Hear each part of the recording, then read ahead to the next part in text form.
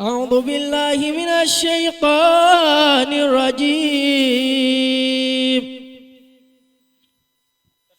بسم الله الرحمن الرحيم لو أنزلنا هذا القرآن على جبل لرأيته خاشعا متصدعا من خشية الله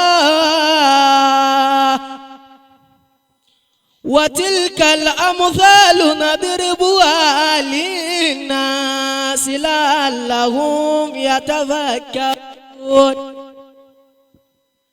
هو الله الذي لا إله إلا هو العالم الغيب والشهادة هو الرحمن الرحيم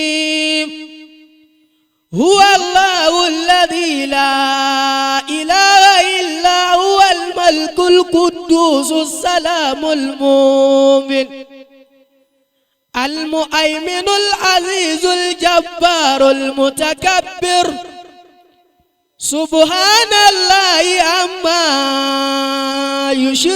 يشركون هو الله الخالق البارئ المصور له الأسماء الحسنى يسبح له ما في السماوات وما في الأرض وهو العزيز الحكيم صدق الله العظيم. الله أكبر. أجابنا أنتم بكاني الله أكبر. الله أكبر. يقولون ندادا. الله أكبر. إتالي القرآن لاوا.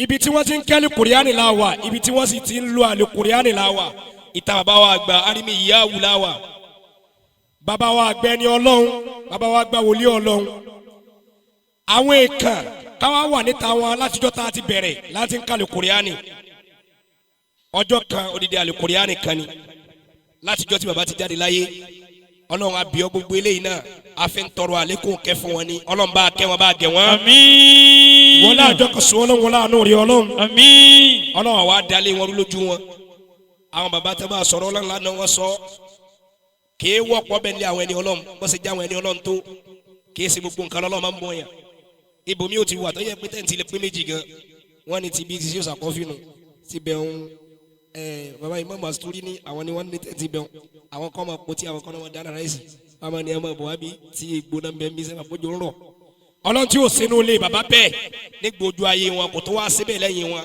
ọlọ́run má fi kú wọn má fi tú lólé wọn o. àmín. wọ́n láàjọ kọ̀sọ̀ ọlọ́run wọ́n láàánú rí ọlọ́run. àmín. wọ́n láyé bí anabi wa Muhammad. sallallahu alayhi wa sallam. a bá lọ síbi ọ̀rọ̀ ọlọ́run lẹ́ẹ̀kan náà àbí